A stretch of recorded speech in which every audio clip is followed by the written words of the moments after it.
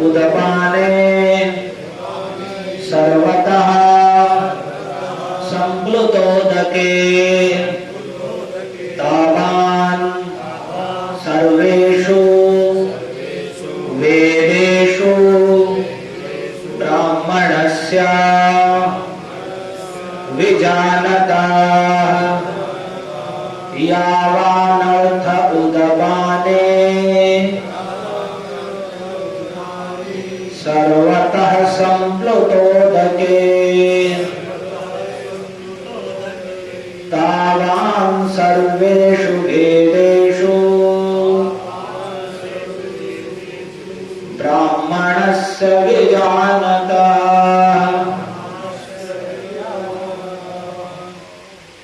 हरे कृष्ण।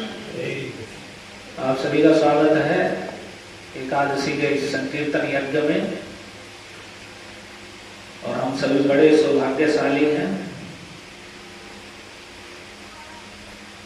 कि हम कम से कम एकादशी के दिन तो भगवान के कथा कीर्तन में बैठने का हमें अवसर मिल रहा है, इसके लिए सौभाग्यशाली हैं।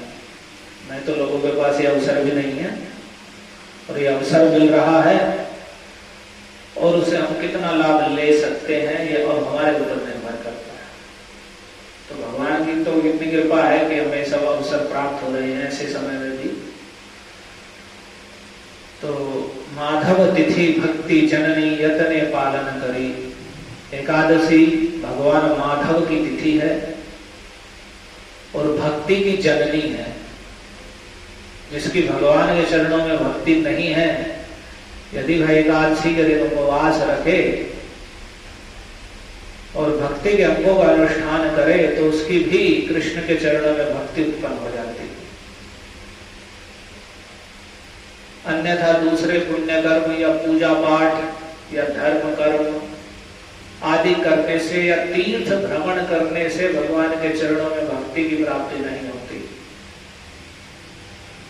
भगवान की भक्ति की प्राप्ति भगवान के भक्तों के संग में एकादशी व्रत रखकर कृष्ण कथा से होती है। तो या माधव तिथि भक्ति जननी यतने पालन करी। तो यत्न पूर्वक इसका पालन करना चाहिए। तो एकादशी का पालन यत्न पूर्वक करना चाहिए कि पहले से ही ध्यान करके कि शुद्ध एकादशी कब है और उसमें उपवास रखना, अन्न के भोजन का त्याग करना। और व्रत का अर्थ यही नहीं होता, हम सोचते हैं व्रत है बस खाना पीना नहीं करेंगे तो बस उपवास हो गया।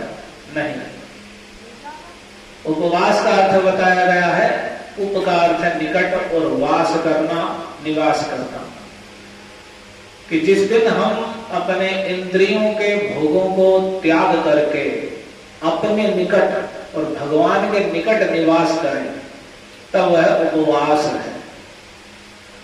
तो केवल हम भूखे हैं, नहीं खा रहे हैं तो इसे उपवास नहीं कहते हैं। उपवास का अर्थ है कि हम प्रातः काल उठें, स्नान आदि करें, भगवान के दर्शन कीर्तन आरती पूजा करें और भगवान से प्रार्थना करें कि हम आज आपकी प्रसन्नता के लिए एकादशी का उपवास व्रत रख रहे हैं। तो फिर जो हमारी भोग सामग्री है, अनेक प्रकार के विषय भोगों को जो हम प्रतिदिन भोगते हैं उन्हें त्याग करें और अन्न के भोजन का भी त्याग करें और खूब आमोद प्रमोद, मोबाइल, टीवी, मनोरंजन इत्यादि का भी त्याग करें। और अपना सारा समय, ये आधा भाग है, हम नहीं खा रहे हैं, ये आधा भाग है। पूरा वास्तविक जो स्वरूप है वह है कि हम पूरा का पूरा समय, अधिक से अधिक समय भगवान के नाम संकीर्तन में, भगवान के भगवद गीता, भागवत जैसे ग्रंथों से भगवान की गुण महिमा पढ़ने में, सुनने में, भगवान के दर्शन आदि में व्यतीत करें।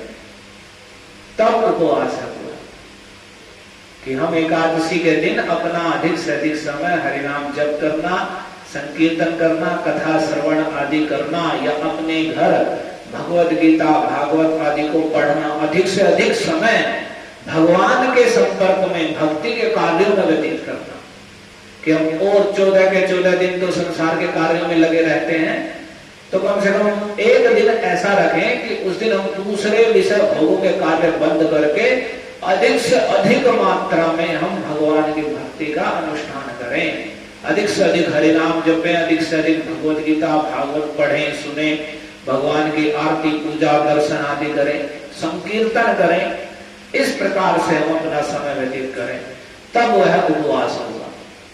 तो एकादशी के दिन जो संकीर्तन आयोजन किया गया है, ये इसीलिए किया गया है कि कम से कम हम एकादशी के दिन इस अवसर को प्राप्त करें, भगवान के संकीर्तन कथा आदि में सम्मिलित होने का हमें अवसर मिले।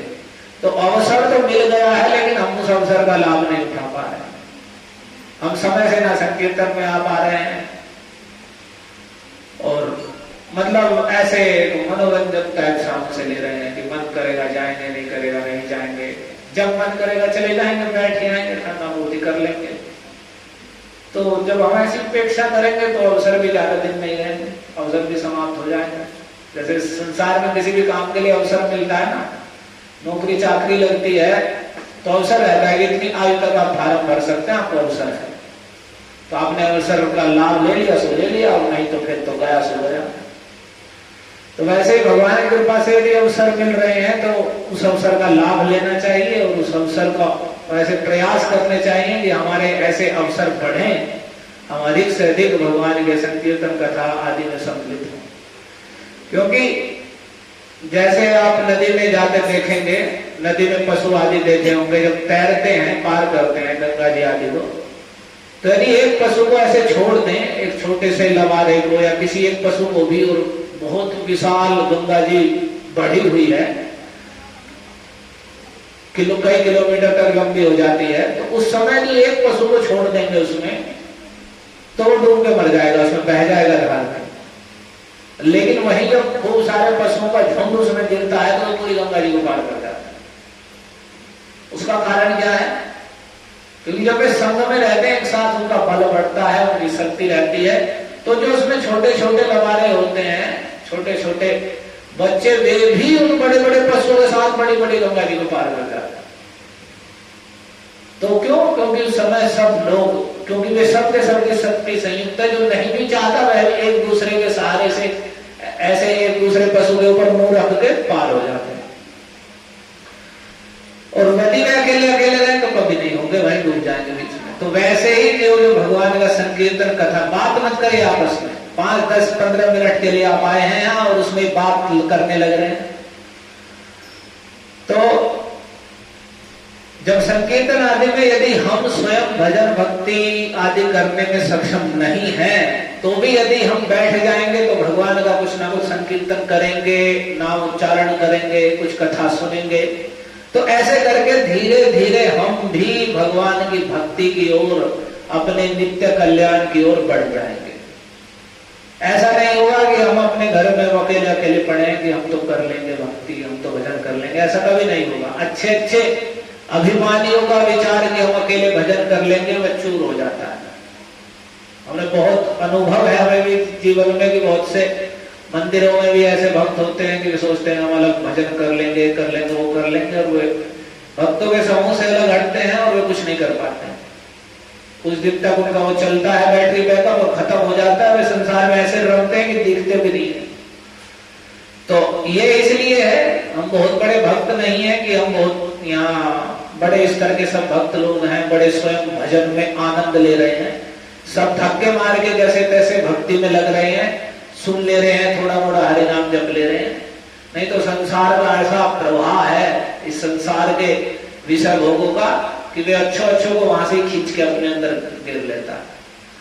तो ऐसे में जो अवसर मिला है ये इसलिए है कि हम ना चाहते हुए भी यदि भगवान के कथा संकीर्तन आदि में बैठते हैं तो हम अपनी आध्यात्मिक उन्नति करते हैं, और कलयुग के दोषों से जो हमारा चित्त और बुद्धि दूषित हो रहे हैं उनका कुछ शोधन हो जाता है।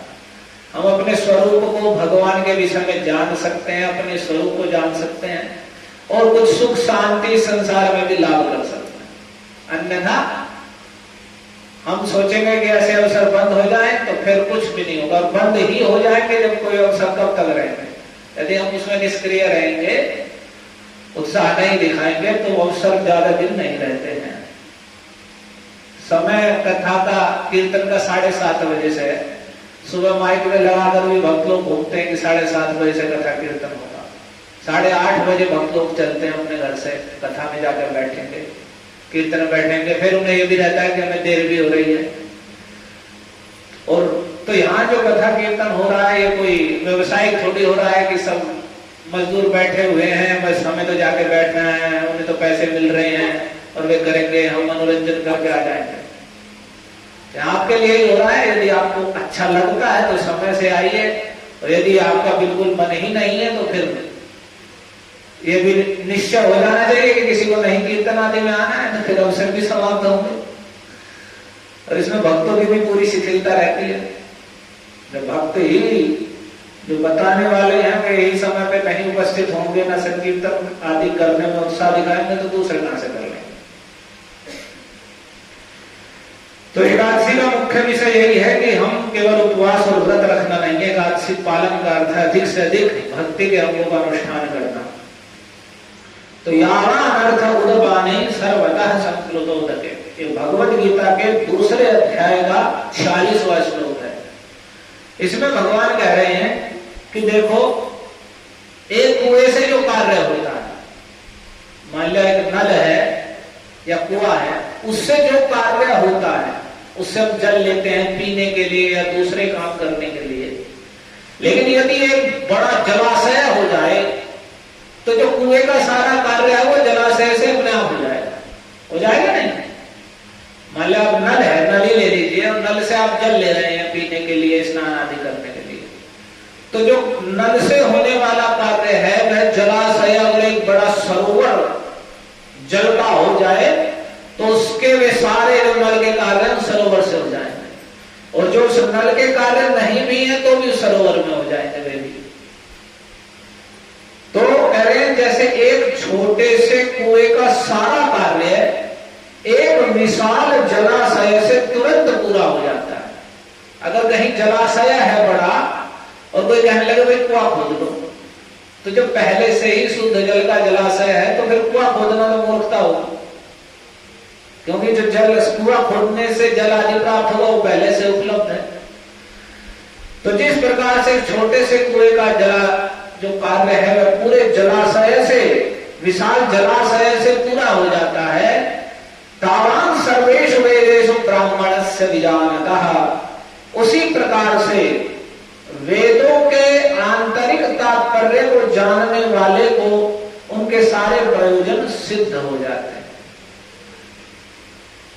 हमारे शास्त्रों में अनेक प्रकार के छोटे छोटे पुण्य कर्म, पूजा पाठ बताए गए, तो उन सभी पूजा पाठ का वास्तविक उद्देश्य है, उन सब में लोभ भी दिए गए हैं कि आप ये पूजा करेंगे तो आपको ये फल मिलेगा, उस देवी की पूजा करेंगे फल मिलेगा, उस देवता की पूजा करेंगे फल मिलेगा, उस दिन जाकर के ये कार्य करेंगे तो ये फल मिलेगा, वो वाले व्रत रखेंगे ये फल मिलेगा, वो वाला उपवास रखेंगे तो ये फल मिलेगा, इतने व्रत रख देंगे तो ये प्राप्त होगा, पुत्र प्राप्त होगा, स्त्री प्राप्ति होगी, पति प्राप्त होगा, कष्ट दूर हो जाएंगे, ये वो अनेक प्रकार के लोभ प्रलोभन आदि के द्वारा अनेक प्रकार के यज्ञ हवन व्रत नियम आदि बताए गए हैं। तो इन सबको कहते हैं कर्म कांड, यानी जहां कर्मों के द्वारा अनेक प्रकार के संसारिक लाभों को लक्ष्य किया जाता है। तो उन सबका लेकिन वास्तविक उद्देश्य यह है कि उस लोभ से व्यक्ति उन धार्मिक कार्यों में लगता है। अगर किसी को ऐसे कहते हैं कि आज के दिन आप भूखे रहिए तो क्या हो रहेगा, लेकिन यदि कहते हैं कि 16 सोमवार व्रत रखने से पति की प्राप्ति होती है तो सब रखेंगे कि अच्छा पति प्राप्त होगा, बृहस्पतिवार के व्रत रखने से ये होता है, शनिवार के व्रत रखने से ये होता है, तो उस लोभ से प्रेरित होकर कर लेंगे। तो इसलिए जो बुद्धिमान आचार्य ऋषिगण हैं उन सब ने हम जैसे जो संसारिक वस्तु की प्राप्ति की इच्छा रखते हैं उनके कल्याण के लिए ऐसे नियम व्रत अनुष्ठान बताए कि हम, क्योंकि हम इन सब चीजों को संसार के सुख भोग को प्राप्त करना चाहते हैं, तो उसके लिए यदि लोग क्या करेंगे, अधर्म का आश्रय ना लें, पाप ना करें, वे पुण्य कर्म करें और इन पुण्यों के प्रभाव से उन्हें वे सारी चीजें प्राप्त होती। तो जब ये लोभ मिलता है तो व्यक्ति उन पूजा पाठ के नियमों को ग्रहण करता है, लेकिन उसका वास्तविक उद्देश्य है उस व्यक्ति को धर्म के पुण्यमय कार्यों में लगाना और उसकी शुद्धि करना, कि धीरे धीरे जब वह पुण्य कर्म करेगा, पवित्र कर्म करेगा, व्रत उपवास जप होम आदि करेगा, तो धीरे धीरे उसका शुद्धिकरण होगा, उसके पाप दूर होंगे, उसकी चेतना शुद्ध होगी, उसमें अच्छी बुद्धि, अच्छे विचार और आत्म कल्याण के विषय में विचार आएंगे।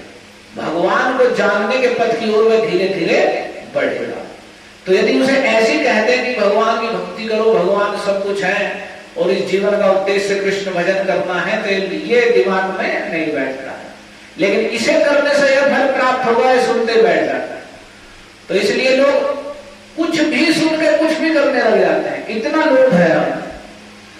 तो ये छोटे छोटे कुएं हैं, ये जितने भी व्रत नियम पालन आदि हैं, ये सब छोटे छोटे कुएं हैं जिनसे जल निकाला जाता है। लेकिन यदि जलाशय हो जाए तो उन छोटे छोटे कुओं का सारा कार्य जलाशय से तुरंत ही पूरा हो जाता है।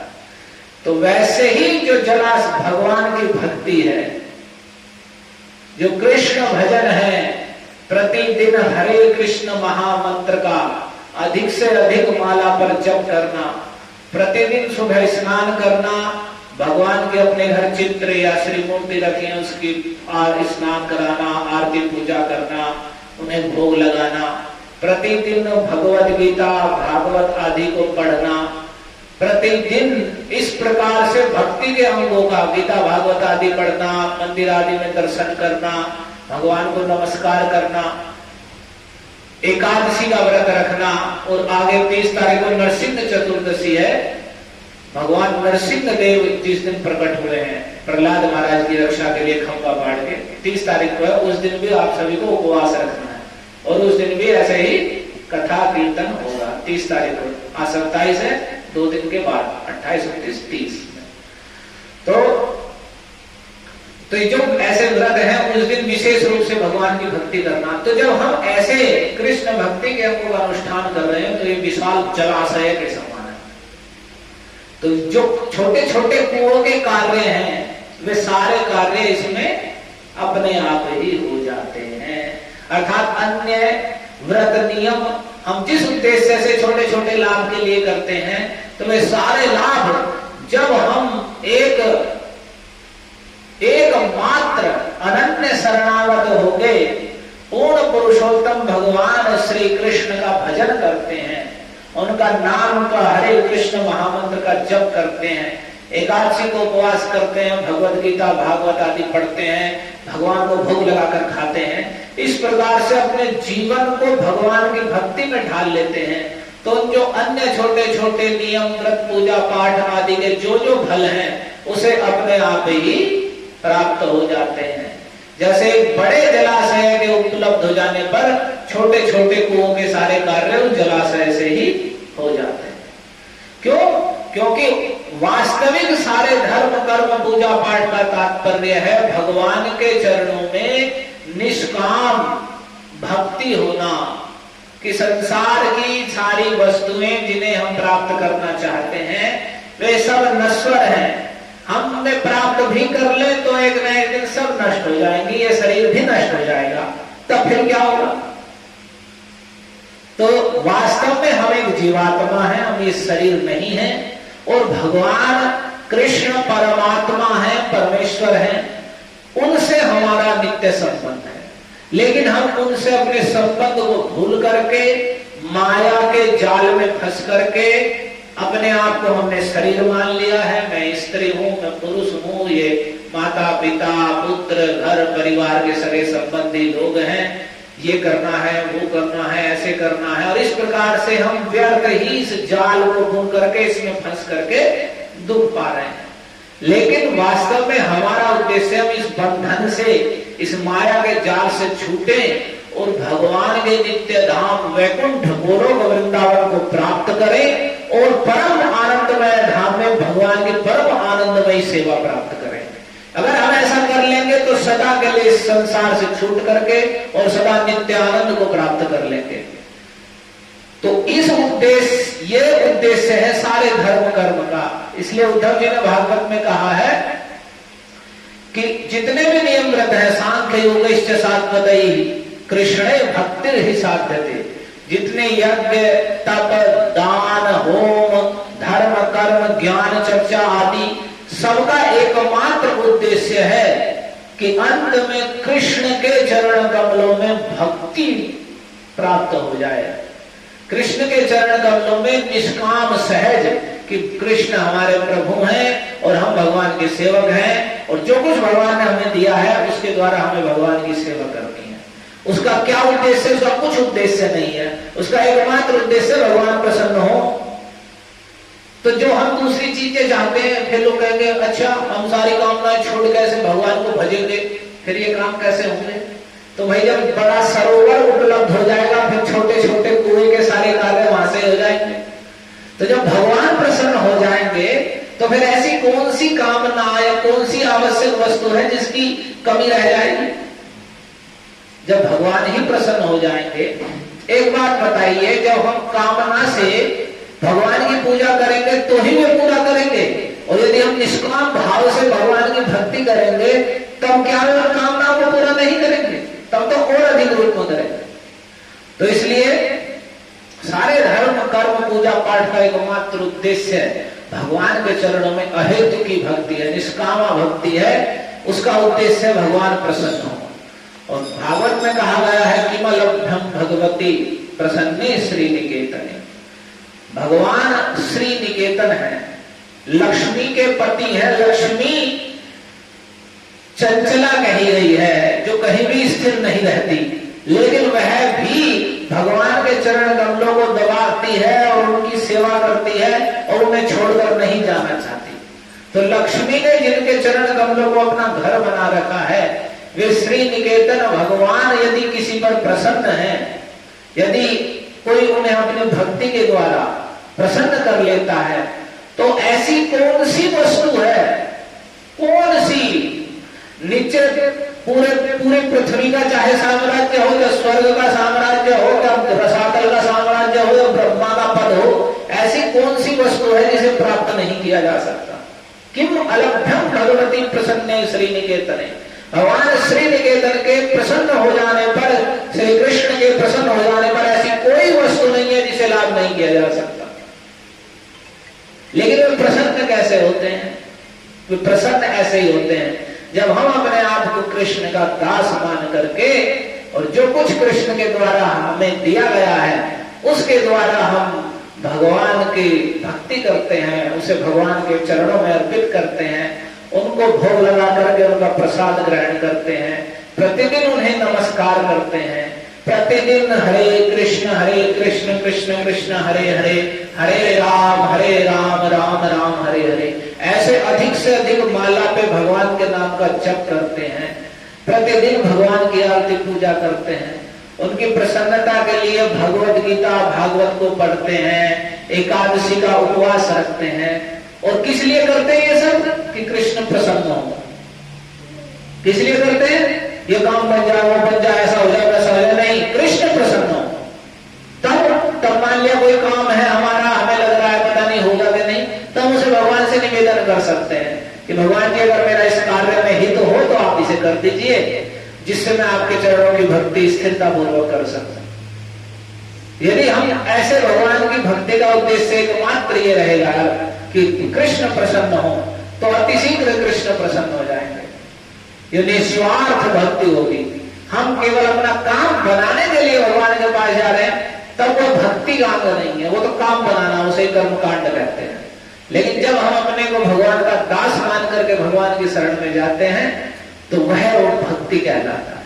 और भगवान ने भगवद गीता में घोषणा कर दी है कि कौन्तेय प्रतिजानीहि न मे भक्तः प्रणश्यति। हे कुंती पुत्र अर्जुन, तुम प्रतिज्ञा कर लो, घोषणा कर दो पूरे संसार में ढोल बजा करके, क्या? न मे भक्तः प्रणश्यति, मेरे भक्त का कभी विनाश नहीं होता है। दूसरे बड़े बड़े योगी ध्यान ज्ञानी तपस्वी आदि काम क्रोध लोभ के चक्कर में पड़ करके अधपतित हो जाते हैं। लेकिन भगवान ने अर्जुन से कह दिया, घोषणा कर दो पूरे संसार में, नमे भक्त प्रणश्री, जो मेरा भक्त है, जो मुझे अपने को मेरा दास मानता है और मेरी सेवा में तत्पर है, मेरे ऐसे भक्त का कभी विनाश नहीं होता है। तो भगवान ने पहले घोषणा कर दी है और भगवद गीता में साफ कह रहे, सर्वधर्मान परित्यज्य मामेकं शरणं व्रज, दूसरे सारे धर्मों का, दूसरे बहुत सारे नियम पालन का त्याग करो और एक मात्र मेरी शरण ग्रहण करो, मेरे नाम का जप करो, मुझे नमस्कार करो, मेरी पूजा करो और मेरा स्मरण करो।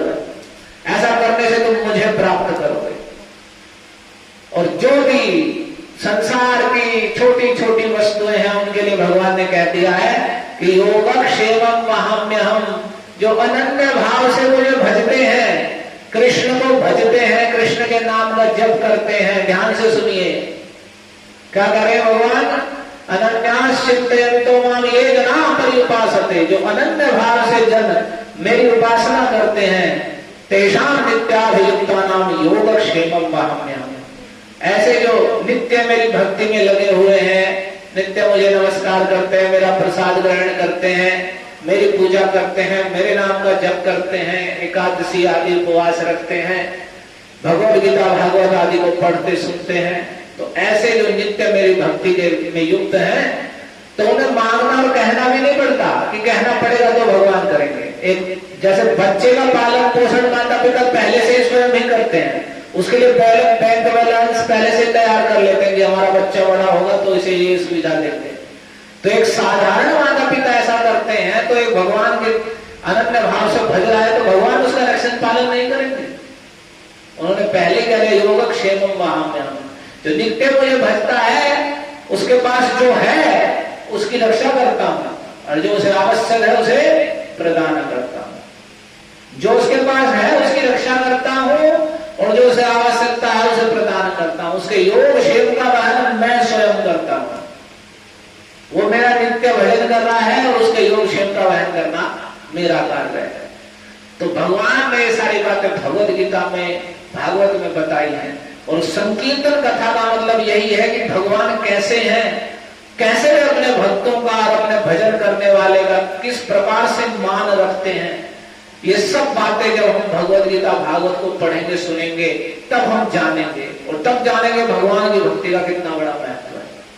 तो कुल मिलाकर बात यही कह रहे हैं भगवान की, देखो छोटे छोटे कुएं को, छोटे छोटे नल का जितना भी कार्य है वह एक विशाल जलाशय से, विशाल सरोवर से स्वतः ही पूरा हो जाता है। वैसे ही जो वेदों का वास्तविक तात्पर्य है, भगवान की भक्ति है, वेदैश्च सर्वैरहमेव वेद्यो, सारे वेदों के द्वारा मुझे ही जाना जाता है।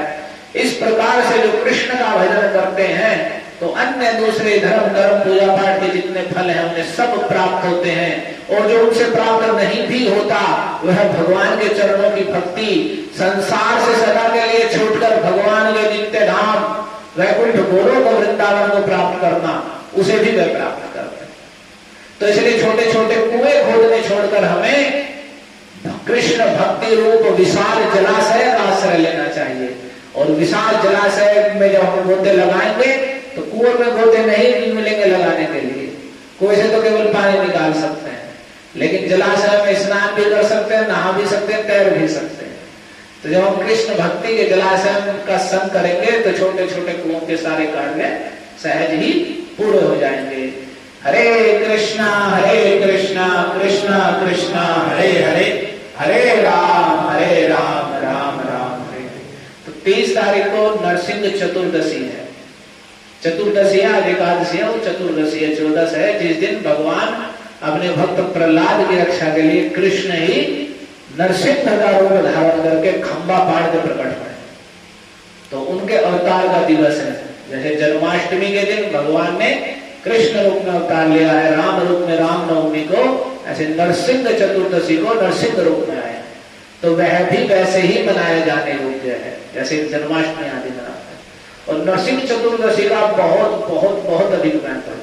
लौकिक जो हम लाभ पूजा के लिए अनेक व्रत रखते हैं वे कुछ भी नहीं है नरसिंह चतुर्दशी के सामने। किसी कोई भयानक रोग से ग्रस्त है, कोई किसी बाधा में पड़ा हुआ है, कोई किसी जैसे संसार में के शादी हो जाते हैं उसमें फंसा हुआ है, या किसी के संतान नहीं हो रही है, या कोई भगवान की भक्त संतान की प्राप्ति चाहता है और अपने घर परिवार की रक्षा सुरक्षा, पति पुत्र सबकी रक्षा सुरक्षा चाहता है, और जितने भी लोग पर्वों के इतने फल हैं, वे नरसिंह चतुर्दशी के दिन जो उपवास रख के भगवान नरसिंह देव की स्तुति आरती पूजा करता है और भगवान उनकी कथा का श्रवण करता है, हरे कृष्ण महामंत्र का जप करता है, तो वह सारी चीजों को सहज प्राप्त कर लेते हैं भगवान नरसिंह देव की कृपा से। क्योंकि भगवान अत्यंत दयालु है, अपने भक्त की बात को सत्य विधान करने के लिए।